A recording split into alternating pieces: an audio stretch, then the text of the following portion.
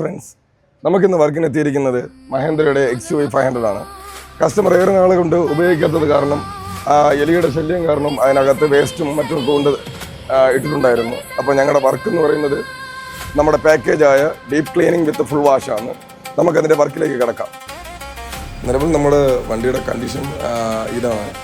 അതായത് എലി ഫുള്ളും ഫോമും കാര്യങ്ങളെല്ലാം കടിച്ച് നാമവിശേഷമാക്കിയിട്ടുണ്ട്. അത് മാത്രമല്ല ഡോർ പേഡിലും സീറ്റിലും കംപ്ലീറ്റ്ലി ഫംഗലും പിടിച്ചിട്ടുണ്ടായിരുന്നു.